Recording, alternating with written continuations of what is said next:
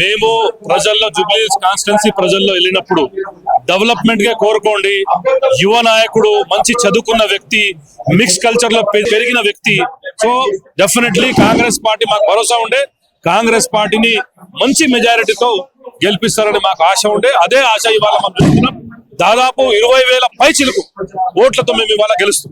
ఇప్పుడు బయట బీఆర్ఎస్ నుంచి వస్తున్నటువంటి ఎవరైతే నేతలు ఉన్నారో వాళ్ళు అంటున్నారు అక్కడ చాలా భారీ ఎత్తున రిగ్గింగ్ జరిగింది, రిగ్గింగ్ చేసి గెలిచారు అన్నట్టు.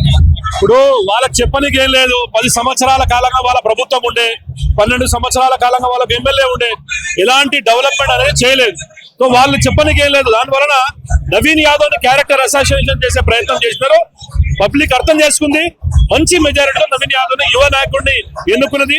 3 సంవత్సరాల వరకు నవీన్ యాదవ్ ఎమ్మెల్యేగా ఉండి గతంలో మేము 2 నెలలు చేసిన డెవలప్మెంట్ ఈ 3 సంవత్సరాలలో మంచి సమస్య లేని కాన్స్టిట్యున్సీగా తీర్చిదిద్దానని నేను ప్రజలకు ఒక హామీ ఇస్తున్నాను.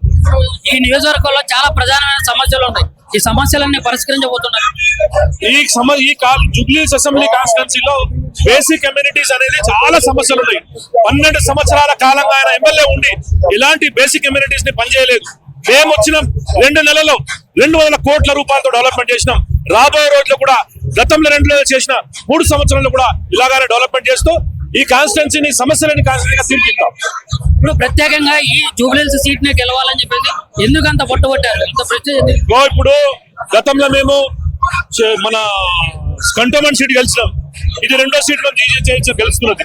2023లో మా సేమ్ సీట్లు హైదరాబాద్ లో గెలవలేదు. ఇప్పుడు స్టార్ట్ అయిపోయింది. ఒకటి తర్వాత 2 అయినాయి. ఇప్పుడు నెక్స్ట్ జిహెచ్ఎంసీ ఉంది. మళ్ళీ ఇంకేమైనా ఎలక్షన్స్ ఉంటే మంచి మెజారిటీతో మేము కోరుకుంటాం. ఎందుకంటే రేవంత్ రెడ్డి గారి పాలన మేము సోషల్ మీడియాలో అంతా ఎక్కువ లేదు, వాళ్ళ సోషల్ మీడియా ప్రచారం ఎక్కువ ఉంది. మేము పనులు చేస్తున్నాం. పనులు ఒకటి తర్వాత ఒకటి పూర్తి అయ్యి రాబోయే రోజుల్లో ముందుకెళ్తాయి. డెఫినెట్లీ పని అనేది మాకు 2 ఇయర్స్ ఇంకా 2 ఇయర్స్ పూర్తి కాలేదు. 22 నెలలు మేము కాంగ్రెస్ పార్టీ పని ఏముందని చూపించడం, ప్రజల్లో ఉండి ప్రజాపాలన చేస్తున్నాం.